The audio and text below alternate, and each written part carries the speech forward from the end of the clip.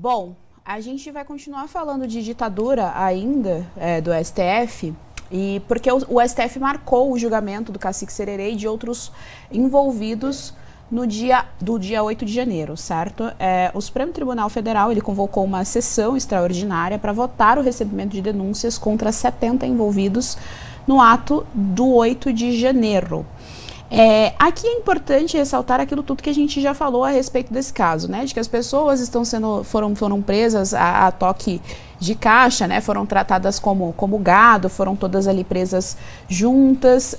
Não há uma proporcionalidade a respeito das penas que vão ser aplicadas, logo você não tem o conceito basilar do que é uma justiça na prática. Lucas, eu gostaria de te ouvir a respeito disso.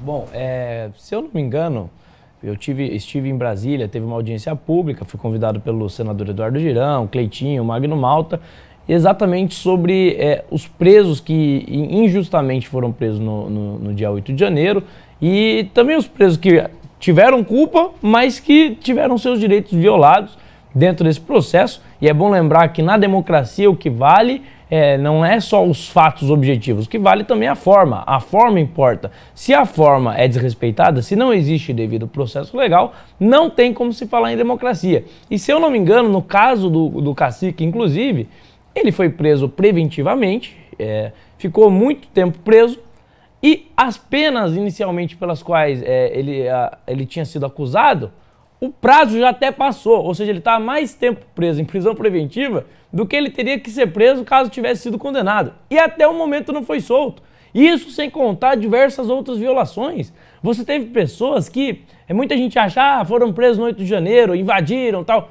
Pessoas que estavam na frente do quartel, as senhorinhas fazendo as suas orações, fazendo as suas preces, e que foram presas também, foram detidas no dia. E depois, obviamente, foram liberadas, mas estão até agora sendo investigadas, sofrendo processo, porque teoricamente fizeram um ato antidemocrático. Ora, eu quero saber qual o dispositivo legal que proíbe uma pessoa de se manifestar contra um governo na frente de um quartel. É direito de todo e qualquer cidadão. Todo e qualquer cidadão tem o direito de se manifestar. Ah, mas e os vândalos? Não. Os vândalos que sejam responsabilizados. E a direita em nenhum momento, pelo menos a grande maioria, passou pano para quem realmente cometeu o vandalismo. Tanto que a CPMI, quando a direita propôs a CPMI do 8 de janeiro, quem ficou contra foi o governo. Quem articulou foi a esquerda. Porque você tem imagens do Gonçalves Dias, você tem imagens de pessoas da alta cúpula do governo Lula servindo cafezinho para os invasores. Você tem imagens mostrando e você tem fatos de que o Flávio Dino foi alertado da possibilidade de uma invasão. E nada fez. A segurança não foi aumentada. Por quê? Porque era conveniente. Era interessante para o governo Lula aquela invasão, porque era a justificativa perfeita para que então o governo pudesse ser cada vez mais autoritário. Era a justificativa perfeita para que o STF pudesse violar direitos.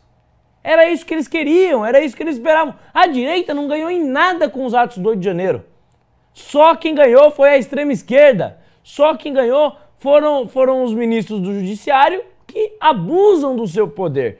Então, você tem o tempo todo violações de direitos devido ao processo legal desrespeitado. E o que eu acho curioso?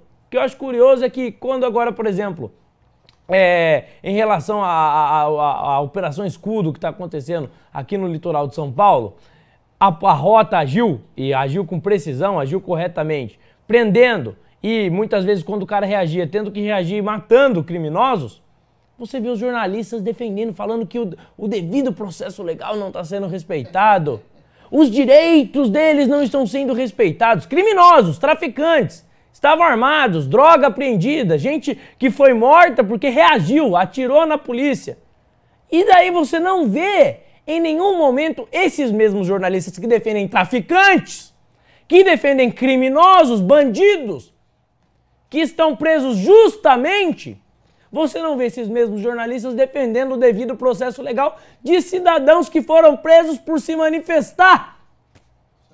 De tiazinhas de 70, 80 anos que estavam rezando, presas por orar na porta de um quartel. Em qual artigo da nossa legislação está tipificado que se manifestar na porta do quartel é crime? Quem deu autorização ao ministro Alexandre de Moraes ou a qualquer outro ministro do Supremo Tribunal Federal para sair prendendo pessoas que se manifestam? É um absurdo, é inadmissível. Ah, mas o devido processo legal, coitadinho, vítimas da sociedade. E os cidadãos honestos que foram, pessoas que estão alegando que não participaram do vandalismo, mas mesmo assim foram presos. E daí você tem advogados o tempo todo pedindo a defesa da OAB, porque a OAB teoricamente era para representar os advogados, pedindo a defesa da OAB, por quê? Porque advogados que deveriam estar defendendo os seus clientes estão tendo dificuldade de ter acesso a processo. Não conseguem saber o que está acontecendo. Que democracia é essa? Onde os advogados não podem atender os próprios clientes, onde você tem pessoas presas sem poder saber nem mesmo por que estão presas, pessoas que se alegam inocentes. E quanto tempo já teve já a justiça para produzir prova de quem realmente cometeu vandalismo, quem não cometeu? Por que Flávio Dino ficou tão preocupado e não quer liberar as imagens por completo, não quer liberar as informações por completo para que a CPMI possa apurar? Por que o governo se preocupou tanto em investir o capital político para aparelhar, para tomar conta da CPMI do 8 de janeiro? É porque tem culpa no cartório, no mínimo, para ser generoso, prevaricou. E não consigo, olha, para mim tem que ser muito inocente para acreditar que o governo prevaricar da forma que prevaricou foi mera coincidência, foi um mero erro do governo.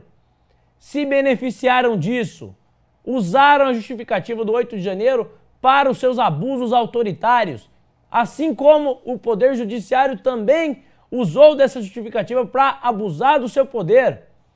E nós precisamos, nós como comunicadores, eu até entendo aqui, e até entendo também o deputado, entendo o presidente Bolsonaro. O presidente Bolsonaro é um cara que já está sendo perseguido pelo judiciário. Você teve, na questão a Dilma Rousseff, por exemplo, quando o processo de impeachment estava avançado, ela convocou embaixadores para falar que o impeachment era golpe. Foi impeachmentada, estava escrito, é constitucional, ela tinha que ficar inelegível. Abriram uma brecha, livraram Dilma Rousseff.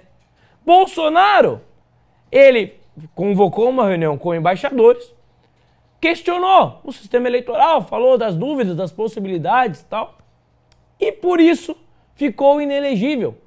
Existem dois pesos e duas medidas. A diferença é gritante. Então eu entendo o Bolsonaro ele ser mais cauteloso. Agora, eu como cidadão, eu como comunicador, eu falo aquilo que o Bolsonaro, infelizmente, não pode falar.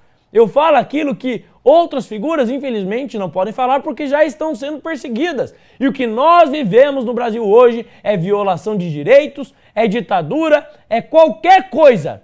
Tudo menos democracia.